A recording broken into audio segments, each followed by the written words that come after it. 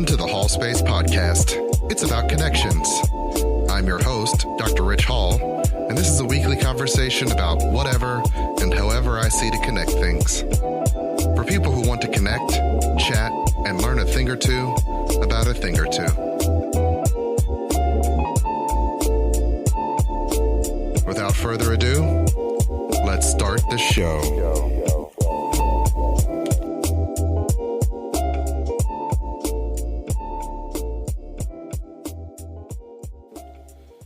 Hello. Welcome. Welcome back to the Hall Space Podcast. My name is Dr. Ritch Hall. I'm your host for the afternoon. And this, my lovely co-pilot, lovely and capable, Nicole Hall. Hey there. Hey, everybody. So, I know we said last episode was probably the last episode, but we realized we had a little bit of time to do another last episode. The last of 2020. Last episode of 2020. That's crazy to think about. It is. Yeah. It truly is. Because next Sunday, it will be 2021. Yes. Next week, it will be 2021 officially. Yeah. And we love our delineations as a species. We do. So, that end of the year thing actually means something to us as creatures. It does. So there's this belief that things will change in some way. We wouldn't have created a calendar if we hadn't believed. Listen, we need to be able to track being stuff. Being able to track time meant something. 2021 is going to be a lot of people are putting hopes and dreams. You just did it. Putting hopes and dreams year on 2021 as if our lips to God's ears. Things are going to change. And I don't want to be a cynic or anything. 2020 was a dumpster fire. Okay. 2020 was a very difficult year. It was very tough. And so many people came into it so optimistic. Some people came into it and didn't come out of it. Well, there's quite a few people that came into it that come out of it. That did not come out of it. Yeah, We've had tragically a number of deaths. A lot of loss. Yes, a number of deaths. I was Googling it right before we started the podcast, doing some research there. There were 207 celebrity deaths identified by Us Weekly. Wow. Some of them I didn't know everybody. Yeah, I mean, we watch those reward shows, and they're like, "Here's all the people that passed." Yeah. And you recognize like 5 of them, but but this one I recognized quite a few of them. Like, if you gave it a percentage, what would you say you recognized? There were at least 16 that I wrote down and was like, "Oh yeah, oh wow, yeah." And out of 207, that's not a lot, but it still that's feels still like a lot more than significant number. And any other year, and right? the weight of these people who passed away. I was gonna say, what was the biggest one for you? Biggest one, Chadwick Boseman. Definitely. We did a whole episode about him, and we did. Definitely, in a very short time, and it was fast. Mm-hmm. And he, for a very short career, made a very lasting impression. Big impact. He did. And he still makes an impact. Yeah. And Kobe Bryant was probably the one that affected most of my friends and people that I know. That was so tragic and sad. Yeah, and I him and his daughter both passed. Yes. As a father, crash. That kills me. Yeah, because you can you imagine you're in the helicopter with your kid. It's going down, and you can't do anything about it. Yeah, no, I can't. It's devastating. Yeah, no, that chokes me up just to think about. I know, right? It's just. Sean Connery, big one. I was James Bond passed away. One of those people who'd been out of the public eye for quite a while as he was aging. But he's always been James Bond to us, though. James Bond. He's in a variety of other films and whatnot. He's had a lot of cameos and things like that. And he's in Highlander? He was in the first Highlander and the second Highlander, of which we do not speak. But which we do not speak. Yeah, he was in the Highlander films. So he should have been immortal, but there could be only one. I know. So Alex Trebek. I figured he was on your list. On the list. Yeah. Unfortunate. He fought their good fight for a long time. He did. I was really sad when he said he had pancreatic cancer, and they're like, "No, he's going to be fine." And I'm like, "Yes, he's going to be on the show." Yay! Yeah, and then finally, a couple months later, death caught up with him. Naya Rivera from Glee. Remember, lost tragically in that. That was so tragic too. And you know what? Boating, swimming accident. On everything, she was with her kid. She was with her son, and honestly, on everything, she just drowned. Okay. Yeah. And they're like, oh, she had stuff in her system, stuff that she was always taking. Okay. On a regular daily basis. Well, she wasn't. You of all people know. Yeah. When someone dies, people ask a lot of questions. They do. And they're like, oh, was she drunk? Was she high? Was she was with her son and she drowned. A lot of speculation.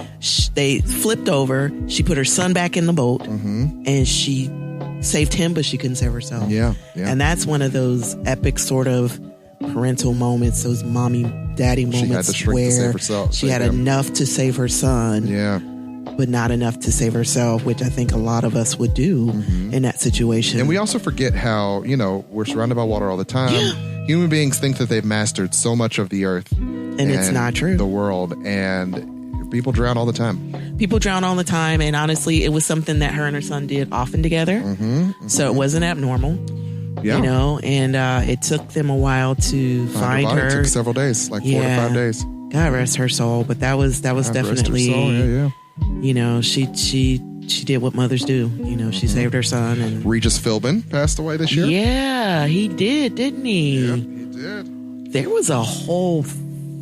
No, there was a Casey Kasem. There was a whole thing about that. But yeah, Regis Philbin passed. Yeah. Tiny Lister, that was a recent one. That I didn't realize that was recent. That was recent. That just happened a couple weeks ago. Okay, so Green Mile, we were watching. Not Green Mile. That's a different guy. Tiny Lister is Debo from Friday. Debo, I'm look sorry. Look at you. Do you think those two black guys look alike? I'm sorry. Wow, no, Nicole. Wow. That's racist. That's wow. I didn't know. No, I thought the guy in Green Mile, that was his name, was Tiny Lister. No, that was not his name. Okay. And now that we're talking about it, I don't remember his name, but different guy. You know it is a different guy, but you don't know his name. I know it's a completely different guy. You don't know his name? To know it's a different black man. Yeah, wow. no. Okay. Wow. I didn't know. Do you think we all look alike? Is that what you think? I have black friends. I don't know. No, I mean, Debo is best known for Friday. And still in that poor boy's bike. Yeah, it's like it's both ours. We'll just keep it in your house. It's like it's both ours. We'll just keep it in my house. Dad tripping, man. The dad rose up with the son and he was like, you want some of this, old man? He says, nope. Because he don't want none. Yeah. No, God rest his soul. That was Natalie I'm going to get it wrong. Natalie Reed was her name, but the black girl from Baps. Oh, yeah. Yeah, that was recent. That was That was tragic. She wasn't even that old. She wasn't that old. She was sick. She got diagnosed early this year. Yeah. And I can't remember what she got diagnosed with, but whatever it was, it took her very fast. Yeah. So she was in hospice and, she kind of got diagnosed in February or something like that. And then she was just gone months later, which is always so tough, Yeah. It's all tough, though. I mean, we watched. I forgot she had been in the Eve television show. That's right. I forgot that Eve had a television show. Right. Eve had her own show. It was called. Right. Well, it was called Eve, but her name was something else in the show. Her name was not Eve on the show. Her name was not Eve on the show, and I remember that was the dumbest thing, but yeah. What else? But yeah, she was always funny, and she was in How to Be a Player. That's what I remember. She also got colon cancer, so her and colon cancer. That's what it Chadwick, was. both colon cancer. Yeah. Go get your colon checked. Go get those your of you above the age of 35. Check. My aunt and uncle were talking about getting your colon cleansed. There's a place within the city that you can go to, and it'll flush out all the toxins and stuffs. And they had some jokes about how the next 2 days after that is. Sure. Yeah. Sure. Not the most comfortable procedure, but it'll save your life. It will. David Prowse, who played Darth Vader, passed away. The actor in the Darth Vader costume. The guy in the costume. Okay. Wilford Brimley died this year. Diabetes himself. Who's that? Wilford Brimley, diabetes. The oatmeal guy, the crotchety old guy? Yeah. Old actor. Huh. Yeah. Oh my gosh. Passed away. Malik B of the Roots passed away. Oh yeah. That was a whole thing. Yeah, that was a whole thing. We that spun out to the Jaguar. The Jaguar, right? Erykah Badu and all that got swept up in that. Oh my gosh, that was a whole thing. Jaguar Wright went ham on everybody. She went super ham. She did. She really processed her grief. On the YouTubes. Out loud on the YouTubes. Out loud, yeah. Carl Reiner, actor, comedian, director, also the old guy from the Ocean's 11, 12 13 movies. That's right. I saw that. I saw that. You thought he was going to die on the movie, and he actually lived longer. And Yeah. Andre Harrell died this year, unfortunately. he was still pretty young. He was still not that old. He wasn't that old. No. Little Richard died this year. I can't believe that was this year. Yeah, I know. It's weird. Right? That feels weird. It's only this year. Yeah. Kenny Rogers. Yeah. Yeah, I remember that. Kenny Rogers passed. Yeah. And then Ruth Bader Ginsburg, among the ones that were notable to me that stood out when I was reading that list of 207 people. We have been saying for a number of years, protect her at all costs, man. Right. Because they're going to replace her with some Yahoo. And they did. They totally rammed her through. Exactly what they did. In a super spreader event. One of the things I did say I did want to do for this episode, and didn't say it at the top, this is our year in review episode. So we're talking about a lot of the things that happened this year and our thoughts on them. I'm not going to talk at length about the president. The election, who's only 30 days away from losing his job. Yeah. So get your bags and I'm go. going to just go ahead and not mention that guy's name. Maybe ever again. Because we may not have to, okay? Just go on and do another version of The Apprentice and shut up. Okay? And if the world ends on January 1st, 2021, no one will ever speak his name again. But that's true. It would be his fault. We'll be in heaven, so it'll be fine. So I'll try to get through this episode without saying his name. Don't want to say COVID again in this episode as much as I can. Yeah, we would like refer to it as things went bad. I'll speak vaguely about it. So there are things that, in the infamous words of Will Smith, we want to put it in a box and put that box in the ocean. And COVID and Trump are included in that. I would also like to mention, I know we said it in multiple episodes, but I lost my grandfather this year. Yeah. He passed in February. Yeah. Almost 2 years. So it started off as a big year for us. It did. But it was like a big up and a down. It was my grandmother's big, 90th birthday. We had an awesome time at her 90th. That was the end of January. That was at the end of January because her birthday is to January 30th. And then came back within a week. And grandfather had passed. And then 2 weeks later, my grandfather passed away. Almost 2 years to the date that my grandmother passed away. Yes. And he went pretty fast. He was very sick. And my aunt was telling me the other day kind of how it happened. And she said she took him to the hospital, and she said she knew.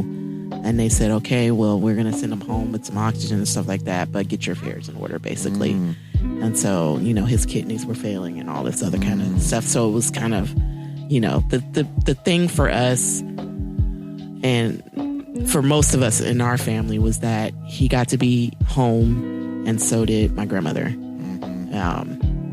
So they didn't have to, we didn't put them in homes or hospice or anything like that. And they didn't need, my aunt's a nurse, they didn't need any additional aids to help with the pain or anything like that. So they kind of passed pretty peacefully.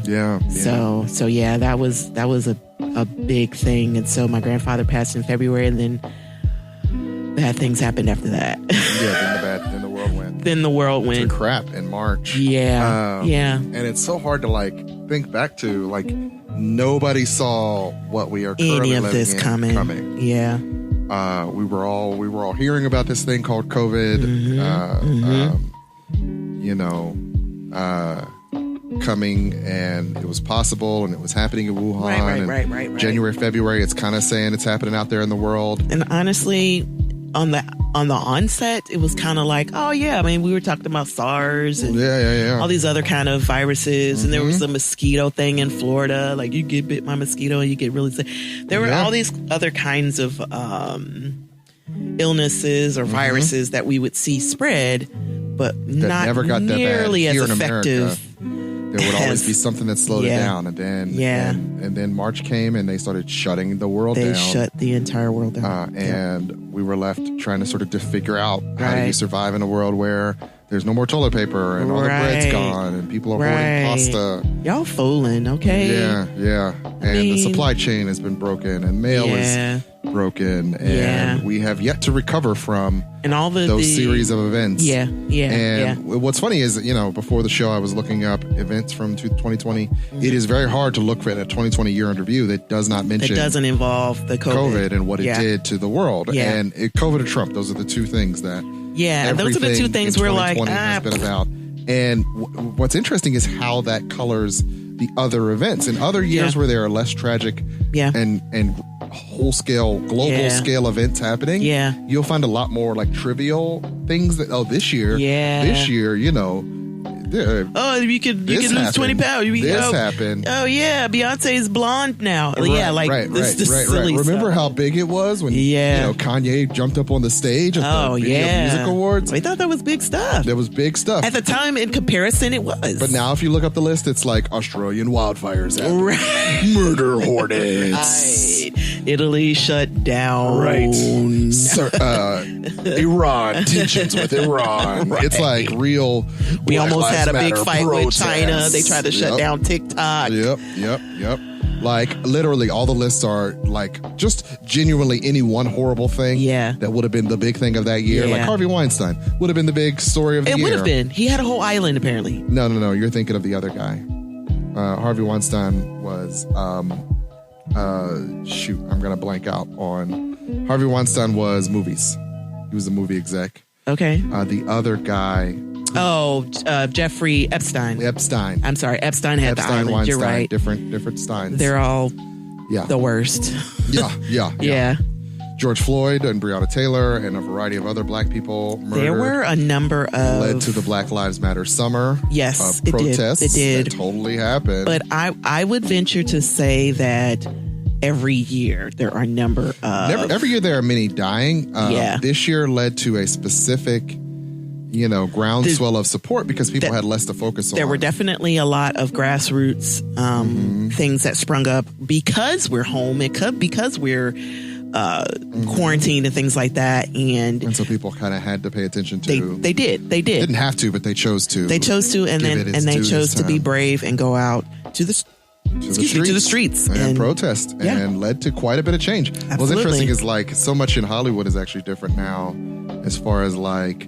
The Simpsons changed. The guy who does Carl's voice. A number of A lot of people lost acting jobs. A lot of people who were playing the role of a black person, but they were a white person. They were because honestly, ceremonial victories. Streets names getting changed. Street names are down on streets. They are. We have yet to see the permanence of those changes. I mean, these are the very quick sort of. Even my white coworker said. Even on, I work for a large company. I won't say who it is, but they have, their intranet site, and they always have like, all of our workers, they do community stuff or, all that kind of advertising of what we do as a company, basically. Yeah. And he noticed that there were more minorities. Mm-hmm. I was like, yeah, you see less of you. Yeah. Right? Yeah. I see you all the time. Right. Now, I don't begrudge any of that type of activity, right? Mm-hmm. Show more of us. I want my kids to know that we exist in all of these different places, right? And that we can go and be anything and be anywhere. But I also want to see my daughter get paid the same as your son, right? I also want to see that, if my son gets pulled over for something, he's treated like your son. Right. Mm-hmm. There are a number of things as far as equality and being humanized that I need and that we want to see. And that's what we're fighting for in the streets. Right. To happen. Right. I mean, it's fine. Put more black people on the website. That's cool. But are you going to when you look at minorities, are you going to actively see them as an option? Right. Right. That's a big deal. Are they fully human and fully realized in your mind? Yeah. It's a big deal. It's very hard to look up lists of 2020, and maybe all of them haven't come out. Maybe some of them are still waiting. Maybe they're still being drafted, but a lot of them. You only have a couple more days left, which is interesting. And a lot of them have, a lot of bad, dark lists. Yeah. Which was interesting for a person like me who doesn't normally pay nearly as much attention to that. I wouldn't have said, wildfires happened on the West Coast. No, the Australian wildfires was a big thing. Australian wildfires and the West Coast wildfires. Yeah. The sky was red. The sky was red. That's a nice, and very biblical. It was crazy because you know what? There were a lot of women in our outdoor group. We have an outdoor group, Black women on Facebook, who decorate their outdoor spaces, and they showed pictures of what the sky looked like in their neighborhood, and it was just you know, if you imagine what hell looks like with the dark skies and the red and the fire, like it was crazy, you know. California just be on fire, but California be on fire. It does. It was on fire. So I mean, it's definitely a different year than any other year. Definitely. I'm going to bring this up. There is a guy that does a song every year. He does a rap every year about everything that's happened. Oh, are you talking about Skills? Yes. Yeah, he does the wrap up. Yeah. Wrap up. And that I feel like, you know, when you talk about how everything is sort of dark this year, it's like, if he does a song this year, what is it going to sound like? Yeah, it's interesting. That's a good question. I always look forward to them. I usually download them. Yeah, because they're always kind of fun, and you're like, oh yeah, that was crazy. Yeah. Oh yeah, that was cool. Oh, that was. I mean, it's usually like a good review of it. It's all the things that happen. It is. I remember that, especially in African American culture. It's like, oh yeah, that was those Nikes did come out, or everybody was going crazy over the PS5, right? Yeah. That was all the dances on TikTok. Everybody doing TikTok dances. Totally was a big thing this year. Right. And so it's a good, nostalgic review of things that you might have forgotten. Over and a in many nice ways, beat. That's kind of what this show is today. It's us doing the same thing. Yeah. I mean, honestly, though, with all of the bad that has happened, there have been a number of things that are good that we can thank God for. Absolutely. I got to work in my jammies this year. Okay. Yeah. All right. I drink a lot of wine. He is Dr. Judgenstein right now. Okay. No, I'm just saying. No, I could see you seeing that as a silver lining. It is definitely a silver lining. Yeah. Leave me alone. I wasn't judging you. I was just saying. You were judging me. You got to work in your jammies. Working my jammies and drink a lot of. Because where are you going? Because where am I going? Yeah. I mean, I guess the downside is I'm bigger than I was, but Gained your COVID-19 plus. Plus. Absolutely. But I mean, the kids are good. Yeah. The kids are relatively healthy and they're fine for what they are. They're fine for what they are. Terminally unhappy or anything. No, I mean, because honestly, in any other year, they would still be coming to us like, I'm bored. Yeah. Bored in a house, bored. Yeah.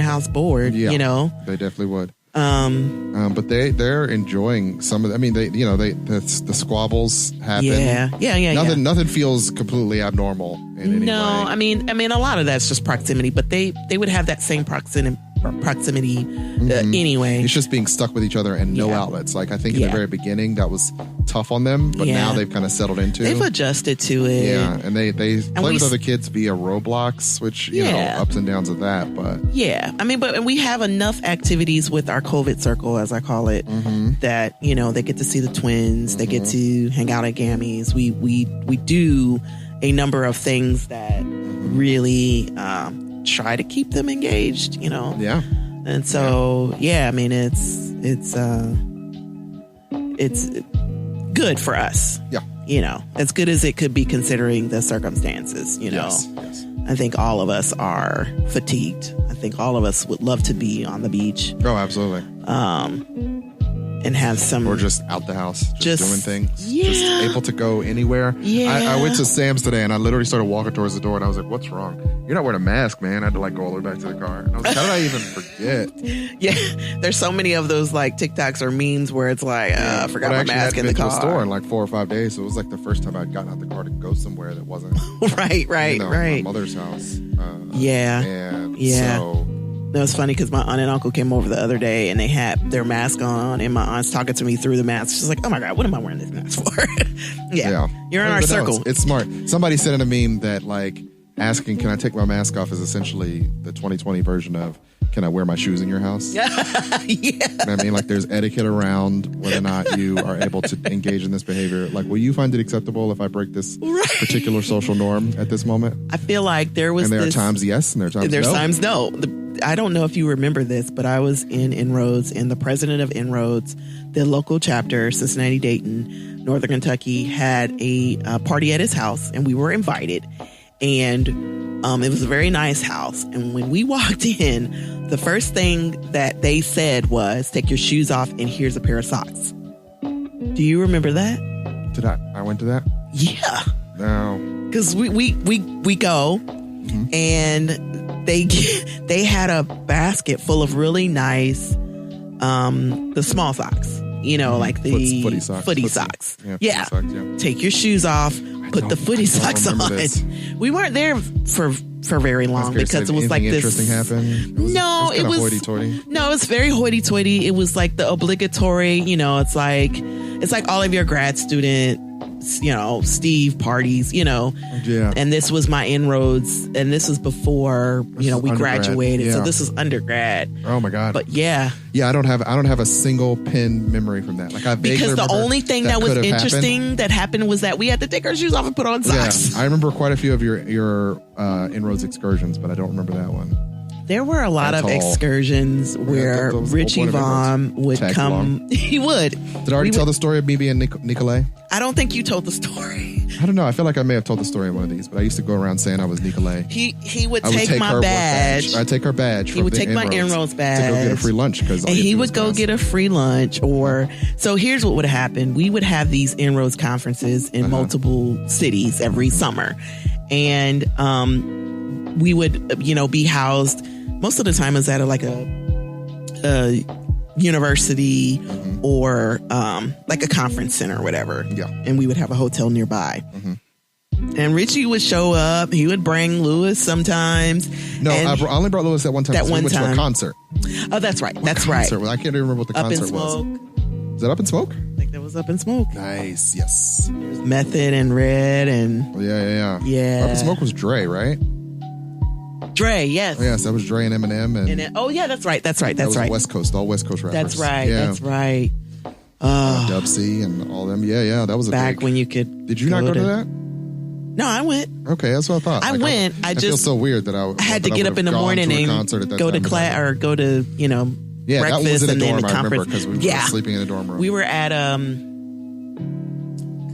Columbus. Was that Ohio University or Ohio State? Yeah. Ohio State. No, University's Athens. I'm in the college game, so I know. Yeah. Right. So back in the inroad days, I would definitely. Yeah, every summer we had a place, a conference to go to, and it would be. Yeah. Sometimes it'd be somewhere cool. And she didn't always want the lunch. No. But I was like, it's a free lunch. Like, I'm going to go get that free sandwich. I'm Nicole. I would go down and be Nicole Slaughter. Yeah. Go get the lunch. I remember once I got stuck in an elevator with a lady who was asking all these questions, and I didn't have the right answers for her, and she was really grilling me. Well, because it's, when you're in inroads, it's like, what company are you interning at? What's your major in school? What's your, and there are only so many specific majors that is accepted into the program. So for people who don't know what Inroads is it is a company that helps minority students sort of get prepared for the workplace. So essentially resume writing, interviewing skills, and then you interview with real Fortune 500 companies, and you get interviewed, and sometimes you get the job and sometimes you don't. But there are a plethora of companies that have invested into Inroads, and they say, yes, we will take an intern, we will pay them, and we will have them for 10 weeks. And so you have like sort of a midterm where you get evaluated, and you have sort of an end of the summer where they say, yeah, no, they did great. And so I interviewed with a company, and they would tell you how many interns they could take, and they could only take one. And so they took me, and I stayed through my entire college experience. And then they hired me when I graduated. Bank? Yeah, Provident Bank, which turned into which no longer exists. Does not exist. Back then it was a big bank. It was. Employed a lot of people, especially in the city. Yeah. So they invested in interns, and they do. Even now as a company, they invest in interns as well. So the bank they bought. What was formerly Provident Bank. Yes. And then became another bank. It became now a different bank. Yes. So National City bought it, and then it's that's right. National City, and then it folded. That's right. Or got bought, and then Yep. That's what often happens with the banks. They they buy them out. They buy a lot of consolidation. And so I was stuck in the elevator with this lady, and she's asking me all these questions, and I got Nicole's badge, and at the time I did talking work about you, at Fifth Nicole. Third. And all I wanted to do was get downstairs, get a lunch, get back in the elevator, go back upstairs to the room and eat this lunch with my girlfriend. But this black lady has to talk to me. And she's like, what? And she's like, asking me where I work. And I worked at Fifth Third. So I'm like, BSing. You could have said Fifth Third. I did say Fifth Third. You did? Okay. Yeah. And I was like, I work in the research department, which I did. Yeah. And she was like, but like, what is your field? And I'm like, oh crap. Like, I can't say psychology, but yeah. Yeah. Yeah. I mean, so you could I think I said computer programming. And she's like, well, why aren't you doing like programming work? And I was like, it's just the job they gave me. Ma'am, I'm just trying to get this lunch and get back to the room. I just want my ham sandwich and chocolate chip cookie. And bag of Lay's. That's all I want. Why are you asking so many questions? I'm going to take this Mountain Dew in the can that's been left chilled on a tabletop and walk upstairs. And I'm going to go. Why do you feel the need to keep talking to me? I'm going to snuggle with my girlfriend. Right. Yes. And she was asking all of the questions. And she kind of knew, like, my answers, they just sucked. And so I could tell she was, like, finding me out. But also I'm like, why? But, honestly. Do you need to know who I am like that? Depending on who they were, right? Mm-hmm. They have, like, professionals like us, right? Yeah. We come in and teach specific classes. So we don't know. You know what I mean? And so she was probably someone that was doing a class and had no idea. Yep. Now, you get the managing director or the assistant managing director, then you're in trouble because they're like, I don't know you. And they know all their people. They know all of us because they mentor all of us. She may have been one of the people who knew all the people and knew I didn't. No, what are you doing here? Not that year, no. Yeah. No, that wasn't. Yeah. I just know she kept asking me questions. Yeah. And she was grilling me. And like, free lunch. And I'm like, I did not intend to answer. I did not know there would be math. Well, I just wanted to get my lunch and get out of here. And the interesting thing was you never wanted to be a part of Inroads. Yeah, so that's not true. I applied to Inroads 3 times. I interviewed for Inroads 3 times. But all I wanted to be was a psychologist, and they didn't have any openings for psychologists. They didn't have any openings for that. I would get all dolled up, put on a dress shirt and a tie, and ride the bus you have downtown. To interview to be into it. Interview to be in Inroads. Yeah, you had to go downtown to their office. I would do relatively great in the interview. Yeah, but I would talk about psychology, which was my true passion at the time. Right. And so a lot of times back then, they put a lot of money into minorities in STEM. Yes. And so I do feel like I've talked about this on the show before. There wouldn't be a lot for me to do for a smart kid like me. Right. You're a smart kid in a field that they're not. Right. You're outside of STEM. You could have done STEM. And so teachers would put me into things like they put me into BEST and the US First. And right. Which are all the things that, great for minorities to get. Which is why they said interview for Inroads, because you were great in all of those other I was well spoken. I was well read. And they look for black clear, men in these, articulate. Young man, and I had genuinely zero. I didn't want to go into banking or any of those lucrative, fresh out of college careers where I could have made hundreds of thousands of dollars. Well, I don't want to do that. I'm an artist. So they really only had a handful. It was like accounting, financing, computer science, and so I went into my interview and talked about comic books and psychology, and they're like, ugh. And what's funny is the pitch that I made at that point was one of the pitches that got me my actual internship in graduate school. Because I've over the years I perfected my pitch of one of the reasons I like psychology is because you get to learn stories, and I'm a fan of stories. Yeah. And so one of the reasons I think I'm good at this is I like human stories, and I've always liked comic books. Right. And I've always wanted to be a psychologist. Right. And one of the parallels between those is every person has an intricate unfolding backstory. Yeah. That once you learn it, you can learn who they are and help them be better and see them evolve and grow. Yeah. And that was my autobiographical essay for both my psychology into the graduate program and my internship. Your internship, interview. No, because you're really good graphical essay at what you do. Yeah, in part because I love stories and I love the stories of people, and so I remember details about. I don't remember names, but I do remember your story from somewhere. Right. And so if you tell me a detail about yourself, I will remember who you are based on that story. Detail. Yeah. And if I can slot it into, this is why you are who you are. Yeah. Even better. Yeah. And I get genuinely fascinated to learn aspects of people of the why of people. Like, well, oh, you're this way because? Yeah. Interesting. Yeah. Oh, okay. Didn't know your dad. All right, that explains a little bit. Yeah. Oh, you once had a injury when you were 15. And now that you're attributing all your pain to it. And that's why you're afraid of the water, huh? That's why you got like that when we suggested going swimming. Interesting. So I'm interested in that same stuff in a very passive manner, right? Just in a curiosity sort of way. A curiosity sort of way. Give me a bunch of shows about human behavior and why they murder people, and I'll Always watch with it. the murder. Yeah. I mean, that's... Oh, I know. More than anyone ever will. That's what I'm into. No, for me, it's what I've always had a thing with humans of why are humans humaning in this particular way? So I've been watching a lot of Star Trek. I am very much a Vulcan.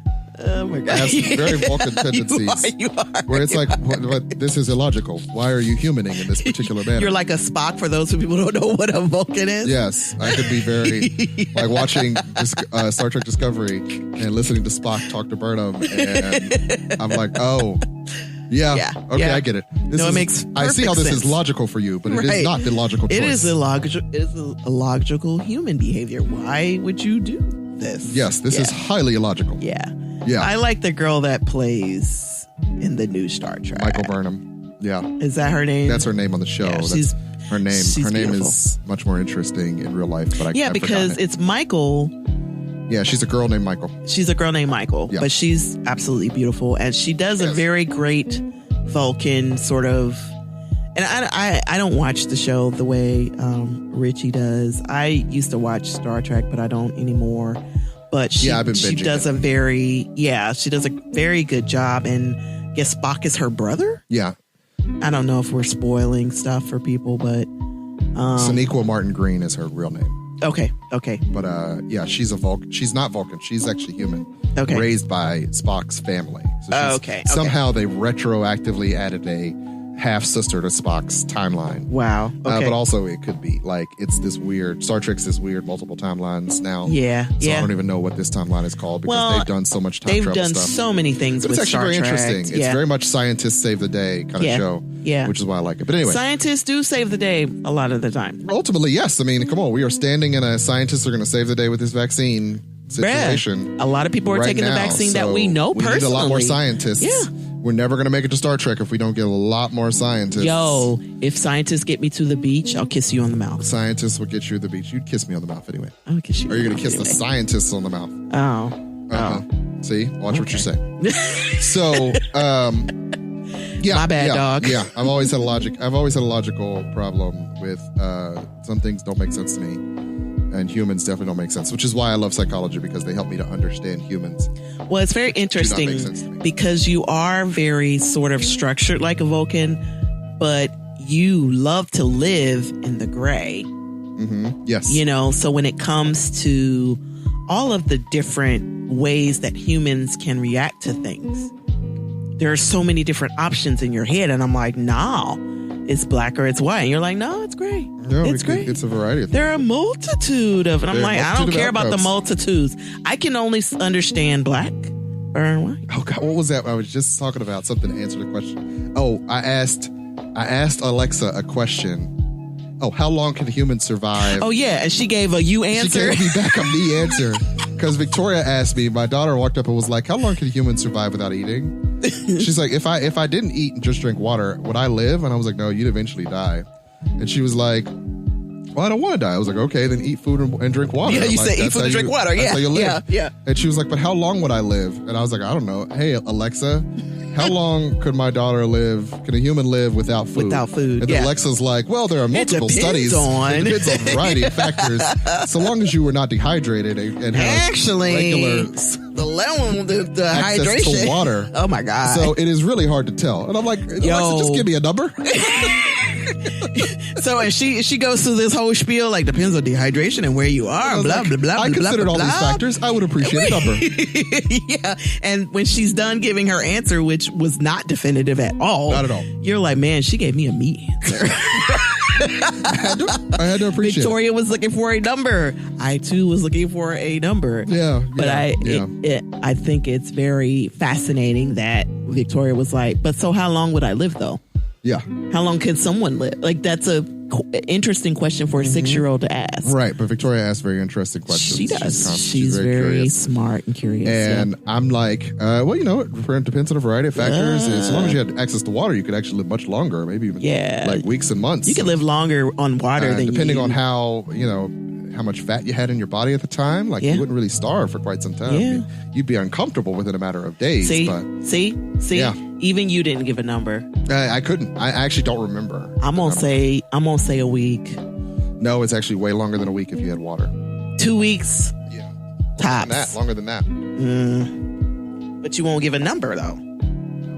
No, see, some of the murder shows that I like will be like, so you could survive in the Grand Canyon with only water for about 10 days. Boom. Thank you. 2 months. So according to a particular archive on healthline.com. I was going to say you had to Google it. I had to Google it. Okay. You can survive to 8 to 21 days without food and water, and up to 2 months if there's access to water. Access to water will extend you, but you'll be so weak. Yeah, you will be after the first couple of weeks that you wouldn't be able to travel very far. Stop eating and drinking. Most people, it's 10 days. Okay. Which is, wow. Yeah. So there's so many. I see so many stories where people get stuck in the Grand Canyon because of how large it is and things like that. And for the people that get access to water, they're okay for a number of days. And for the people that are not or didn't pack enough, or you know, there's always those people that go off the trail, like, oh no, I was on a trek with the group, and then I said I want to go over here. 30 days later, you know. Yeah, that's always tragic. I always think of those tragic situations. Yeah, completely unnecessary. They curiosity are. Got you to a place. I was going to say hubris and curiosity. Your curiosity says, "I would like to see what's going on over here." They're showing you something interesting over here. You've paid for this tour. There's a reason they made a path. They made a whole path. And why would you get off you of that said, path? "Nah, bruh. Yeah. I want to go through this unbeaten path." And I get that there are people in the world, they do the unbeaten path, and it really works for them. You know, but it's there are certain places where you should not do that. You could die, and it'll end up bad for you. You just have to know the risks, right? It'll end up bad for you. No. So, all right, we're gonna go to commercial. The first half, First half of the Hall Space podcast. 2020 year in review. The 2020 year in review. And we will go to commercial, and we will be right back. See you soon.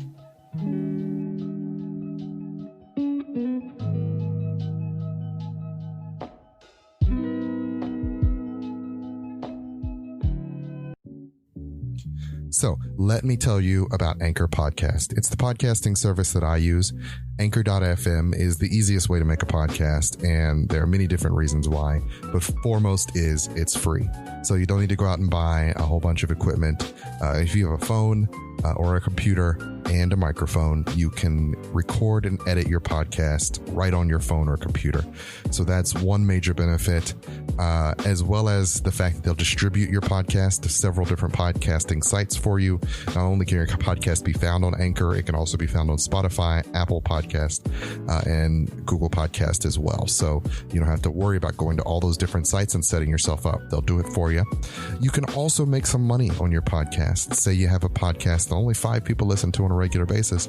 They don't limit you on how many subscribers you have to have in order to be able to make a little bit of change for your podcast to keep yourself going. So pretty much everything you need to start a podcast can be found at Anchor.fm. So go download the app either in the Google Play Store or the Apple App Store, or go to Anchor.fm to get started. And I guarantee you, it'll make things so much easier for you, like it has for me.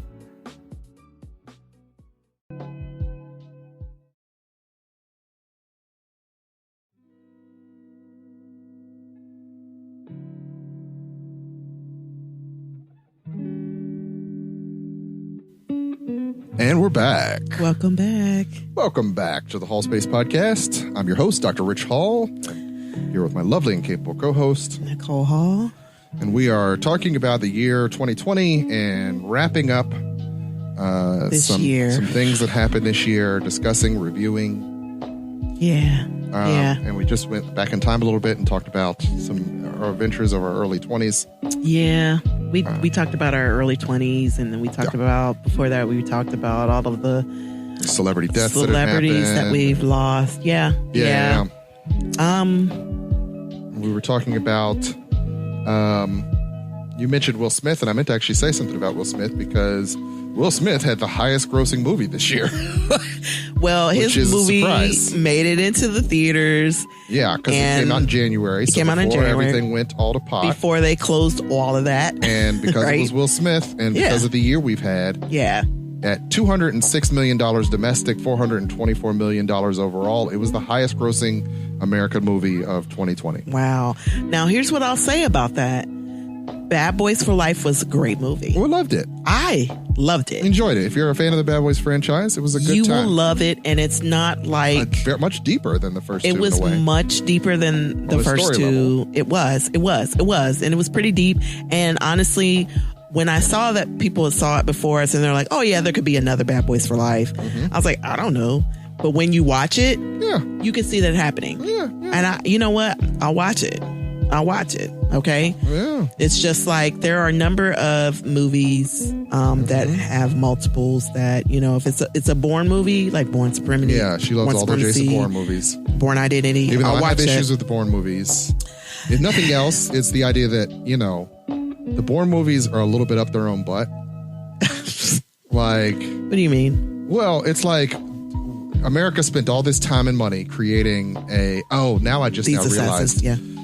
What the metaphor is. Like, it's about the fact that we spend so much time and money on, like, war when we barely have enemies worth putting that much time and money into. They don't which is definitely very, very relevant right now. Yeah. Like, we spend billions of dollars on this industrial war machine. And they're not even. And the song is not even about you. We're fighting ourselves more than we're fighting any real enemy out there. No, that's facts. And that's always been the frustration with Jason Bourne because I was raised in the Cold War era where, we at least had the commies to be mad at all the time. Yeah. And, there was good and bad, and America was good, and the bad was anybody who wasn't us that wanted to end our way of life. And Jason Bourne never has an enemy outside a U.S. agency, usually the agency that created him. It's an internal U.S. It's struggle. always, and so that's why it was always like a snake eating its own tail, because it's like, well, what's the point of putting all this money investing in this guy, this amnesiac killing machine, when there's nothing for him to do but fight other amnesiac killing machines that we created? Like, I would like to think he wasn't supposed to get amnesia. That's true. Well, no, they did erase his personality originally. They did. That can't be ignored. Why would you need to do that if, the movies themselves, I think only the first movie ever dealt with an external threat. Like that first assassination he was supposed to have committed. Right. And then after that, it was always somebody's coming to get Jason Bourne for being Jason Bourne. For being him, and they wanted to shut him down because they wanted to shut Treadstone down. Right. Yeah. And so it was always like, it's fun. I enjoy the movies for what they are, but I'm always like, oh, come on. Can there at least be a threat that is going on outside of Jason Bourne? And then Jason Bourne has to deal with Treadstone and the threat, but that genuinely would not be the universe the movies have created. And I think that was in part because I read the books, and in the books, there was a guy, I can't remember what the character's name was. Jason Bourne was created to kill this guy who was also a super spy. And so he had to stop Treadstone and kill the super spy. And in the end, remnants of Treadstone always were out there, but he always got his man. And so I always sort of wanted to twist it back into there's a threat outside of this, and the U.S. sucks because we create these weapons and don't know what to do with them. They don't know how to reel them in. But it is if you think about the U.S. as a military complex, it is a pretty good metaphor for how we waste billions of dollars on some things that we might not even need. We might be our own enemy. We can't get COVID relief, but you will definitely spend how many millions on billions, ma'am. Billions on more trucks, more and training and tanks and equipment and training. More guns than butter, ma'am. More guns than butter. So, So the Bourne Identity movies is ones that she can watch a lot. She watches Mission Impossible movies. I like the Mission Impossible. She loves her some I love the Matrix movies. Yes, the Matrix movies. The John Wick movies. Yes. Those are always great. Always great popcorn fun. And the Avengers movies and pretty much most of the Marvel movies. All of them. Yeah. No, I dig all of that. Although you haven't done a review of the Marvel movies in a while. You got off them for a while there. I did. It's okay. It was over. You were overdoing it a little bit. I was. I mean, for a very long time, I was watching all of the movies sort of back to back every weekend because they're fun to watch. And I kind of know what's happening in them, but they're pretty good. Pretty good. Speaking of, Avengers Endgame was the biggest grossing movie last year at 858 million. So think about how big of a difference that is to go from $858 million for Avengers Endgame to Bad Boys for Life making $206 million. Wow. And that being the highest grossing movie of this year. Wow. And what does that mean for the entertainment movie industry? What does that mean for the economy of the movie theaters? That means that movie theaters. And what's interesting to me is, I've after listening to dozens of my episodes, I've noticed I say, that's interesting. You know what's interesting to me? What's interesting to me? So next season, hopefully I'll come up with better things to say. We did say interestingly enough. You know what's interesting? Anyway. I just changed to fascinating. Boom. There you go. Thesaurus.com is going to help us out next season. We'll get it together. One of the things that I find remarkable, as in I'm going to remark on it, is that, there's a lot of industries that are going under right now, and that, it's a matter of how do we save these industries? Yeah. Do we give them money or do we give the people money? I've posted quite a few things on my Facebooks and Instagrams about how just giving people money will save a lot of industries, because if you give the money to us at the bottom, we just spend it. We do not hoard it in the Swiss bank accounts. We do not take it overseas so that it cannot be taxed. We drop it right back into the American economy, because that's what real Americans do. We're not the ones doing Swiss bank accounts. Let's be very clear. Okay. Right. We're the ones going to the stores and the restaurants and the movie American theaters. We will spend it. We will immediately, because that's what we do. Spend it. We need a new TV for the basement, and people will spend that money on a new TV. And we will absolutely buy another TV, because I miss having a TV in the basement. Oh. But you know what? I mean, on everything, we can't take it with us anyway. Yeah. I mean, that's poor people talk. I have an appreciation for, money, I guess. You don't. I live with you. I have appreciation for it. Really. You appreciate the comfort that having a certain amount of money can provide you. I do. But money itself is useless to you. I mean, can it get me what I want to eat? Yeah. Okay. Can it take me to the beach? Yeah. Okay, I don't care about anything else. Maybe if you eat a little less of it or drink a little less of it, you can get to the beach much quicker. But you could have gone to the beach on your wine budget for COVID. Wow. I'm just saying. Can I just note that Ritch Nicole is not a drinker at all? I mean, I think it's so he doesn't extensively. He doesn't on the channel. Okay. I need to say it again, because he's like, I can't believe I don't say anything about your root beer. I haven't been buying a lot of root beer. No, in part because I need to cut back on sugar, because I hit it too hard during this COVID-19. And the root beer stand is closed. I mean, you could always get, they have a wall of root beer at Jungle Gyms, man. If I wanted my root beer. You wanted your root beer, I can make it happen.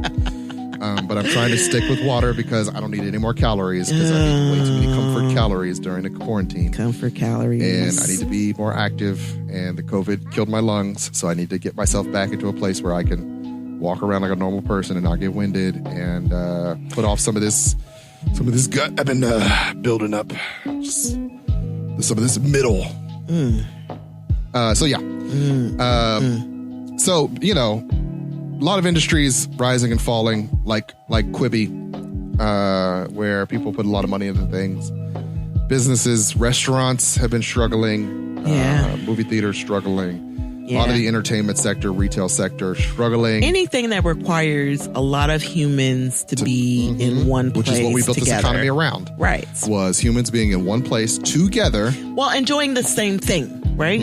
Concerts are a bunch of humans together enjoying the same music. Movie theaters, a bunch of humans in the same theater enjoying the same movie. All of that is, based on a specific human experience that now we are unable to have due to COVID. We can have it in smaller numbers, but it's just not quite the same, And so hopefully with the vaccine, we'll figure all of that out, and we can go back to doing all of these sort of human interactive things, because humans need interaction. Yep. I mean, even our dog that we got, T'Challa, needs So much interaction. He needs a lot of interaction. He needs human interaction with us. Yeah, I mean, that's why dogs, like humans, they're social creatures. They're social creatures, just like we're social creatures. And so the idea that, you know, you're with the people that you love to hang out with, that's a big deal, you know, and meeting new people, that's also exciting. So, yeah, I mean, it'd be great to see 2021 sort of turn around and become a year where not only we appreciate what we currently have, because, you know, it could always be worse, right? Yeah. But to be able to step into this sort of new era where we're like, yes, we enjoy these human interactions, but we're also going to take certain precautions. You know, one of the things that Bridget said was that if the schools were cleaning their toys, and like, so they go through the schools that are doing in-person learning, they do an immense amount of cleaning and wiping and all this kind of stuff. And her girls haven't been sick, which is unlike our situation with all three of our kids, where they went to preschool, they went to kindergarten, and they got all the stuffs, you know. And that's not to say that you won't still get all the stuffs, but when you're more vigilant about, you know, cleaning certain areas, it becomes important. And her girls have been fine because they've been going to in school, and then they shut it down, and, you know, now they're doing online, but, you know. Yeah. I think it'll end up being a lot of different changes in how we clean up and how we accommodate just viruses in general, right? Right. How thoughtful we are. I mean, there for some people, I think masks may never go away. Yeah. In public spaces. Yeah. And that some of these precautions we're always going to take, like maybe we'll never queue up in line as close to each other again. I mean, it's very doubtful that unless the antitrust legislation goes through, Amazon's never going to stop being a behemoth. Yeah. That it has become during this quarantine by being the aggregator that can provide everyone with a variety of resources. So there's some things that are just never going back to a normal. Yeah. And one of the things that I was joking with my mom about yesterday was that thanks to the vaccine, like one of my frustrations with the vaccine is they're going to want me to go straight back to work and seeing people again. And I do not want to. At this point, it's like, oh, do I have to do that? Like, going from I have to be in the room with people, I have to meet them and talk to them, to do I have to go back to working with people? I found a way to do that where I don't have to do be that. In the same room with people. Yeah. I don't have to ever breathe in their germs again. Listen. Because I have gotten sick from clients before. You've gotten... come to my office with the flu, and I got the flu within a matter of days. Yeah. And if I had infected everybody else here. That I could have just worn a mask, or, you know, normally it's like when they're sick, you say, get out of here. Yeah. But they didn't tell me till the end of the session, like, I had the flu. I had the flu as in past tense. I just found out like yesterday, but I feel better. No. Oh. Why did you wait a whole hour to tell me that? No, I think open with that. Start there. Now, I remember when I would go to see Dr. Thomas, he would normally start out with a handshake and a hug, and he's like, I can't do that. I keep getting sick, you know, and I completely, you know, understood it. Like, hey, you can't hug all of your patients. How many patients do you see in a day? You know, 6, 7 to 8. Right. And how many of them have something that you bring home to your wife and your kids, right? You know, who's autoimmune and your mom's, you know, it's it's always a thing. In my life, I can't get sick. So, I mean, and can't be taking these risks for the people anymore. So the idea that they're going to want me to get back in a room with people, it's like, so my job is offering the vaccine. It is. Which I intend to take. Absolutely. So you asked me about the vaccine, and I was like, I don't know. I don't want to go in depth with it, but hey, you know, take the vaccine if you can. If you get it if you can, man. The reason it came out so fast is because we've spent years, and at this point, a decade uncovering research, DNA and learning how viruses work. And we've worked with COVID and SARS and COVID, which before. Is COVID similar. So we have some ideas about how to, you know, defeat certain things. And so all that research came to bear because there was a genuinely global crisis that forced a lot of people to work really hard to come up with a vaccine. So, you know, trust science for once. I mean, if you trust your microwave to work every time, you can probably, without knowing exactly how it works, you know, you don't know what's in your oatmeal, but there's a reason why measles and chicken pox and all of these polio, There's a reason. that used to bring civilization to its knees Yeah. are no longer a thing. Yeah. And, so trust that maybe this vaccine will work. And if it doesn't, I'll eat my hat. But we'll see. So, yeah.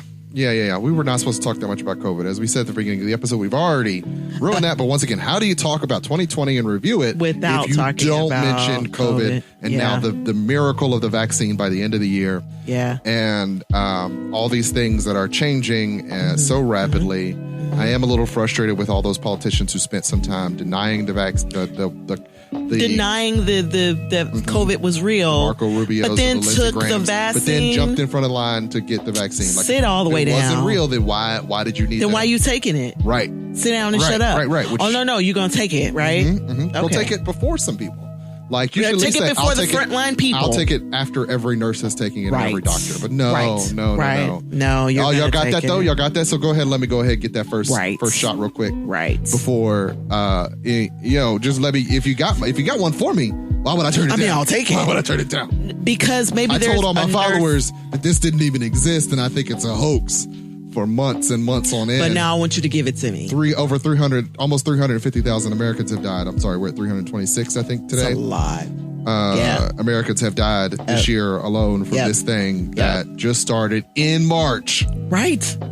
And we're at an all-time high when it comes to death.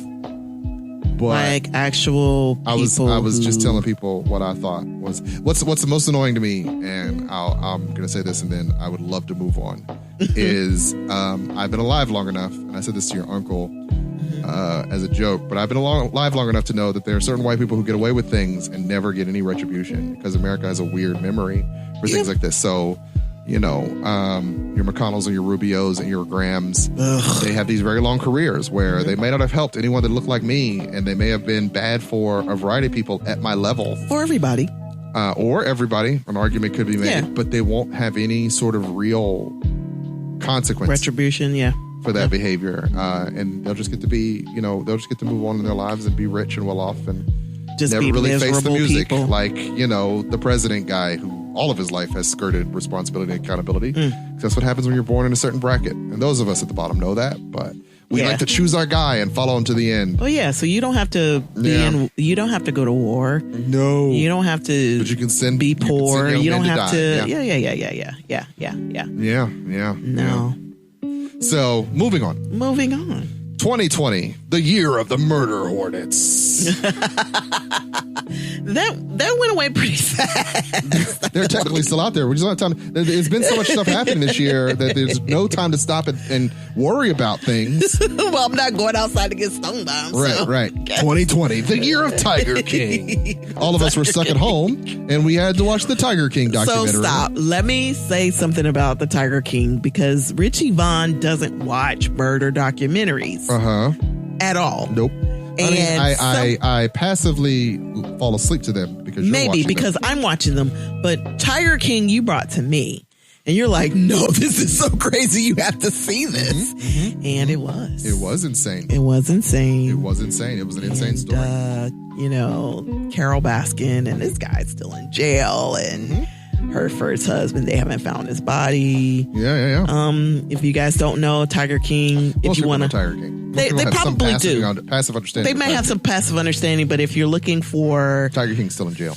He absolutely still in. We're doing some really bad stuff. Like he's got some. No. He murdered some tigers on his land, and No, he went to jail. But he's a big personality. He is a big personality, and so is Carol Baskin, and they had this big fight, and they weren't even in the same state. It was a thing. If you Google it, you'll fall down this. Yeah, or watch Tiger King documentary on Netflix. Netflix was responsible for giving us most of our entertainment this year. They were. Thank you, Netflix. Thank you, Netflix. We pay you money. So, yeah. I mean, So a lot of TV. You're welcome. I watched this year were definitely Netflix. Netflix related. Yeah. So a lot of the action movies like The Old Guard and Jingle Jangle, Uncorked. Jingle Jangle was beautiful. The Five Bloods. Yeah. Palm Springs was on Hulu. 40-Year-Old Version, which I liked. Ava. So a lot of watching Netflix for some pretty good television this year. It's I'd like to shout out Russian Doll and Dead Russian to Doll Me. was last year, but Was it last year? Okay, Yeah. but the second season should be coming out, but it's not out yet. Who knows? COVID Oh my gosh, has it was- changed everybody's That's true. slate for That's the true. for the years. But the second season of Dead What to was Me Charm is City coming out. Kings on? Charm City Kings, I think. Was, Charm City Kings Prime. was Or- produced by Will and Jada Smith. Was it on? I don't think it was on Netflix. It was not on Netflix. I We think watched it that on- was. I don't know. That's the thing about having all of the streaming services. We have Hulu and what did I Netflix watch and Amazon. Hamilton on? Hamilton had to be Disney Plus. Hamilton was definitely Disney Plus. That was a big deal when that dropped. Such a big deal. Mm-hmm. Charm City Kings, I feel like was HBO, which we have through Hulu. Yeah, We have just HBO watched Max. Soul. We on watched Disney Soul. Plus. We This is liked on it. this. Oh, it's such a cute movie. Soul was a good movie. It was good. I mean, It made they, you think a lot about what's your purpose? What's your what's your life spark? about? Yeah. It's interesting. Okay, I said it again. But like a lot of people liked it because it is, it asks these very existential questions. Yeah. As a person who, and when he talks about going into the flow where you kind of step out of life for a bit and you're in the zone, like I get that when I write. So it was like, oh wow, no, I get a version of that.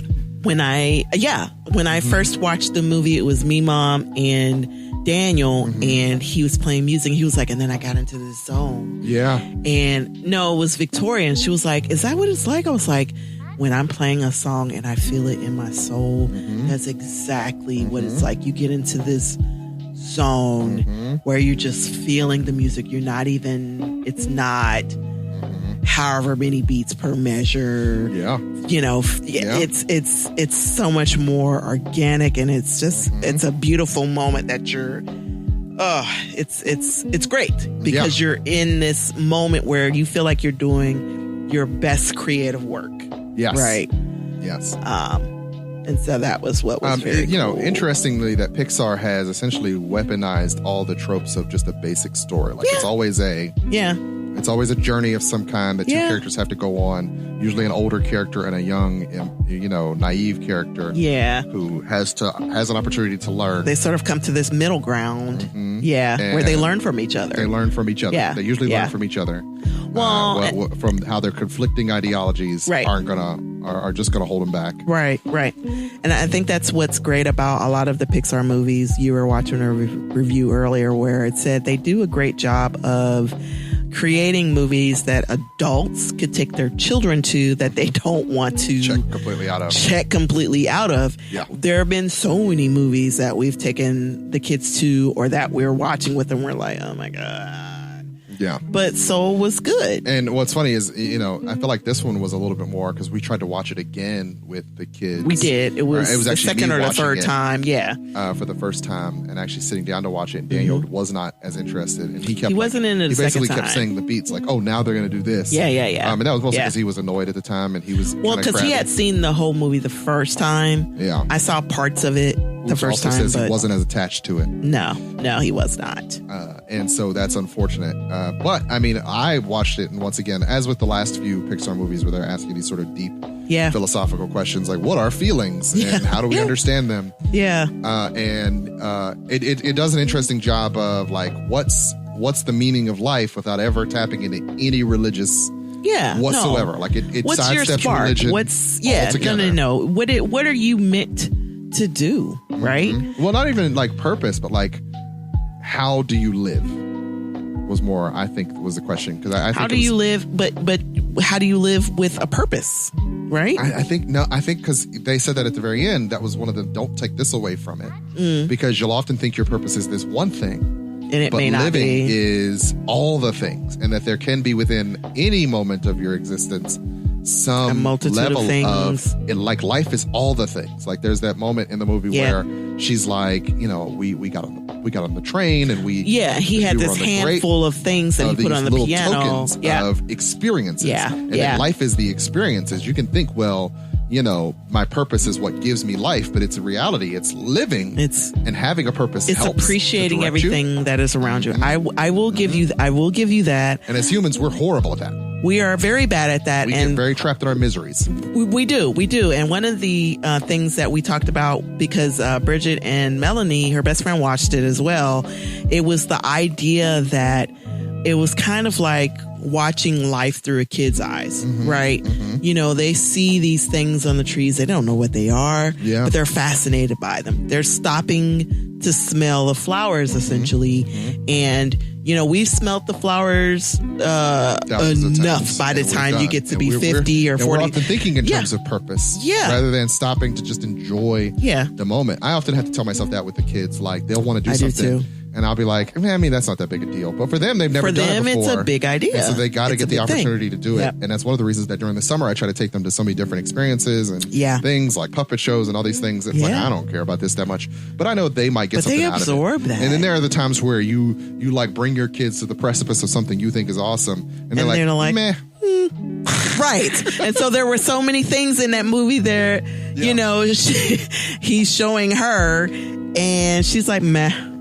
But then you let her do something she wants to do. Like she just, you know, she wants to stand in a grate when the wind comes up under. Oh, yeah. Or she's on the subway. And like there are so many simpler things, you know. So, I mean, honestly, it could be, you know, a testimony to parenting, right? Where you think your kids are going to enjoy X, Y, and Z, but they enjoy A, B, and C instead. All of it is observing the things around them and appreciating it.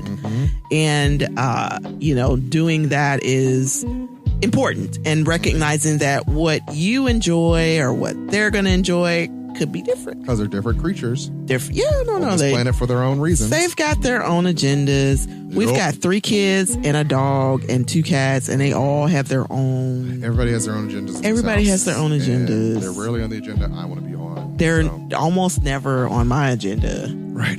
Okay, but you know. Yeah, so, you know, I recommend the movie Soul, and, you know, it can lead to some really interesting conversations about life and existence and purpose, and, you know. One of the things Mel said was like, you know, Bridget and I are trying to get our lives. It's like, right. We're like, you know, what do you do every day? What is fulfilling you? What makes you happy? What sparks the joy in your soul? That's all that kind of stuff is, you know. Yeah. Even if you don't like the movie, what is something that you do regularly that sparks the joy in your soul? And I know that particularly for me, especially during the COVID times, of course, is what does spark the joy, right? What does give me energy, continues to give me that sort of elation that you look for. Because every day is not going to be, you know, rainbows and sunshine, but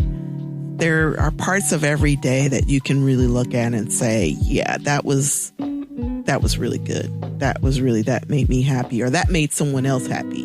I think, you know, for a lot of us, especially if you have kids, when something gives them joy that you were able to get them to, you know, it gives you some happiness there, and being able to provide it for them, you know, it's good stuff. Yeah. And so I know during these times it's harder to find those things, but being mindful of that and trying to seek out those things will be kind of what keeps you afloat.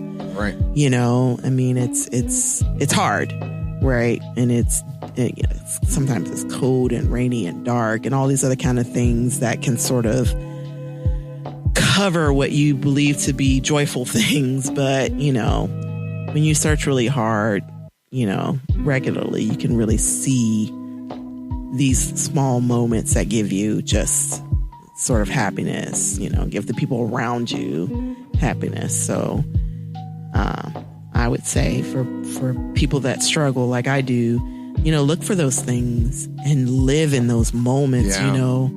I mean, absolutely. It's you know, I stepped outside today and the sun was out and I was like, it was warm. Once again, you can kind of forget. Like, one of the things that I think the movie did well was he was looking for this big break. Yeah. But, you know, he got it. But he had always been, you know, there's this point in the movie where he's looking at these moments of his life and he's like, well, my life never amounted to anything. And there was a lot of other things going on in those moments that could have made them good memories. Yeah. And even what was funny is Daniel said, no, those could have been good memories. Yeah. But because he was looking at them through the lens of what he wanted for himself. Like, sometimes we talk about purpose and goals and we think that's all that there is to be you.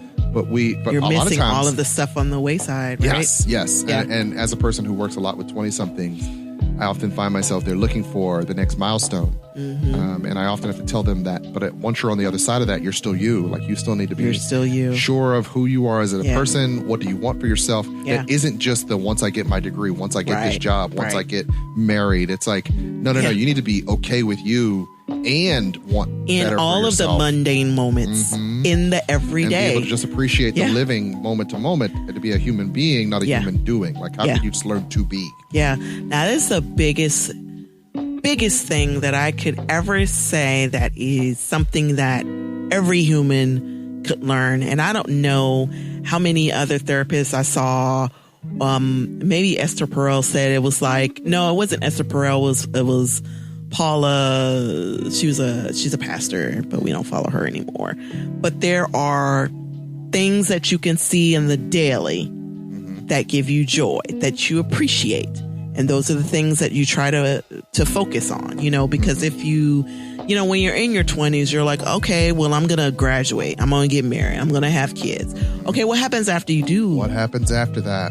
Yeah, you still have to be married. You still have these kids. Right. They're not toddlers anymore being real cute. Now they're sassy teenagers. What do you do now? Right? You live in that moment. And oftentimes we're chasing what we think will bring us joy. Right. As opposed to absorbing what is happening to you right now. In the now. Yeah. And that in the now, you can find joy in the now. If you really look at it and not just look for, well, I'll feel better then or when. No. I mean, and that's for, there are some people who are in, toxic situations, dysfunctional situations, destructive situations. Yeah, this advice is and not that's for not those to say that, you should not situations. have hope and you should not dwell on No. hope because that's often what's getting you through those situations. Right. But for many people, their current situation doesn't really have anything bad in it. It's just they've built up expectations for what's on the other side of the fence. Right, as opposed to observing what's around them right now. As opposed to just looking at and being able to appreciate what's going on right now. And for many people, even in this COVID situation, there's a lot that is still okay. You've still got food in the fridge. Right. If you've still got, clothes on your back. You're still living in a house. You still got heat. You got electricity. Yep. You're doing better than a lot of people. Everyone's still healthy. You haven't lost anybody. And that's not me saying get over the grief or but the recognize sadness. what you do have. You can still mourn. As opposed to what you don't have. But don't make your life about the mourning and about the chase when there could be some things for you to appreciate in the now. Yeah. And so learning how to do that is where the real peace is. Yeah, that is definitely where the real peace is. And maybe that's where, and I always have to remind myself of this as well, maybe that's where God is speaking to you, right? Where it's like, okay, this is you.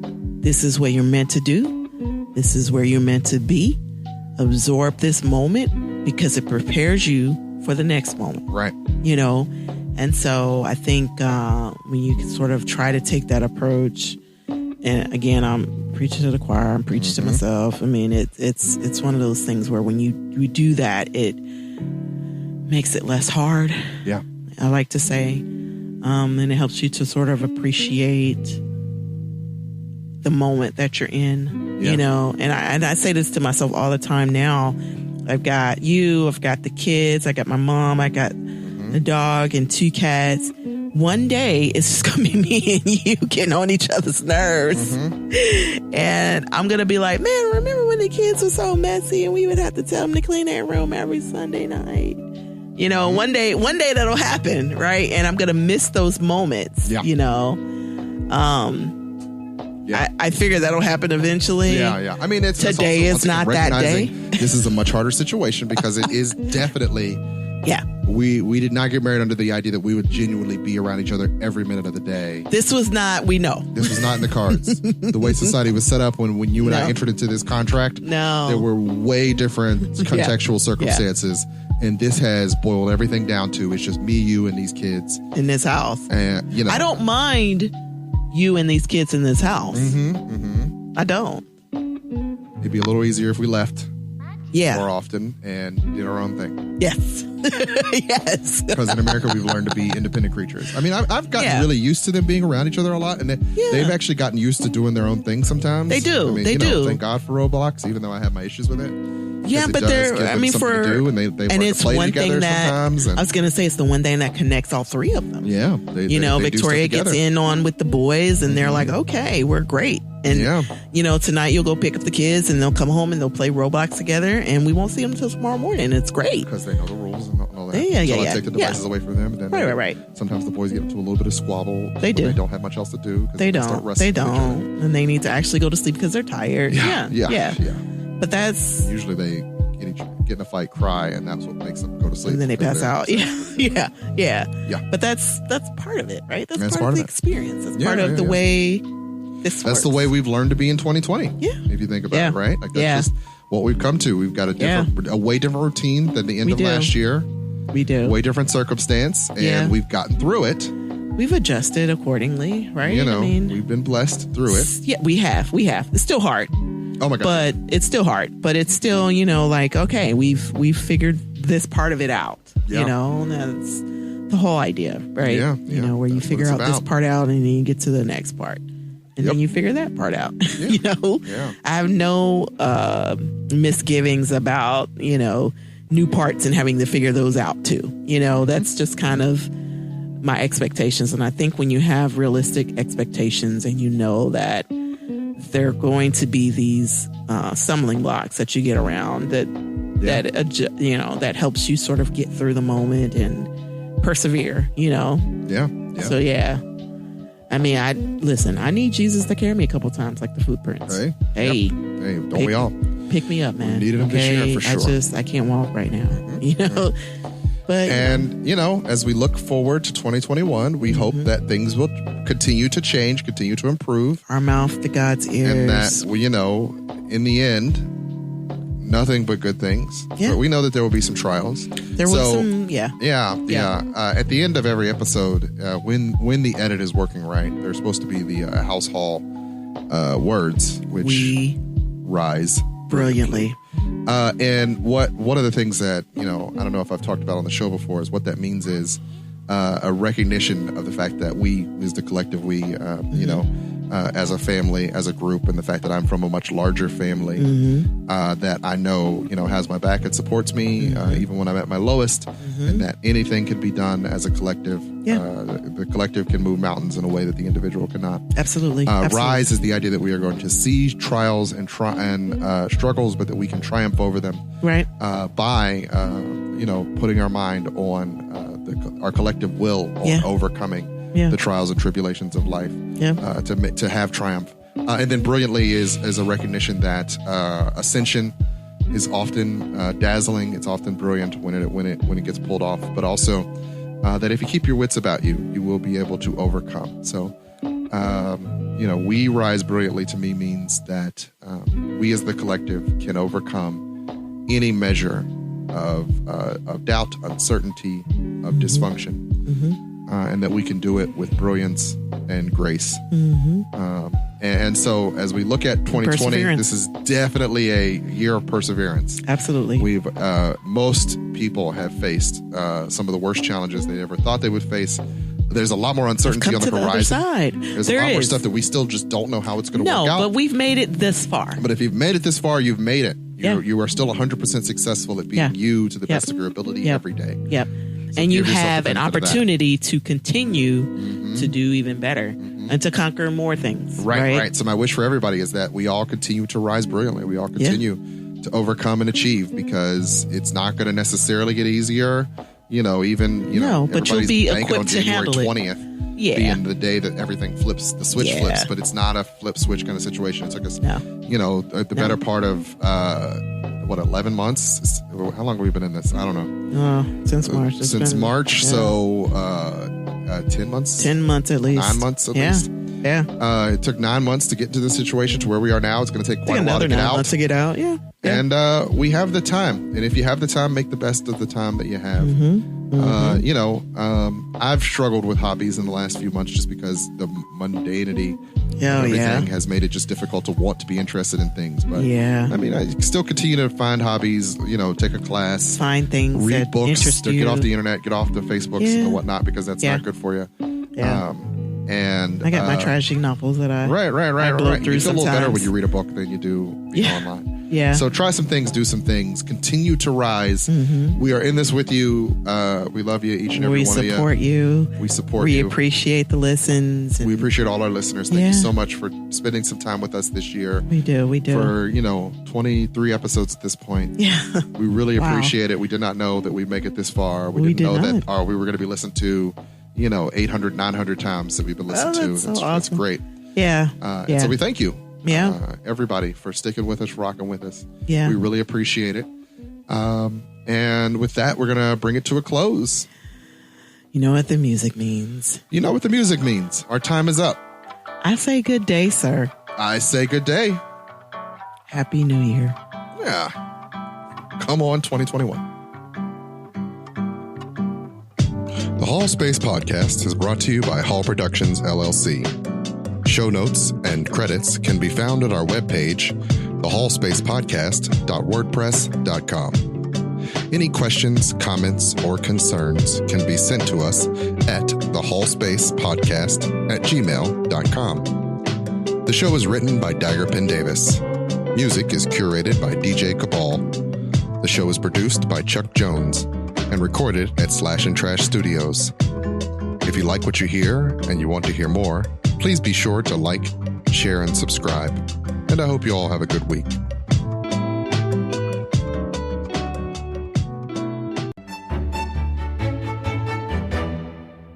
House Hall. We rise brilliantly.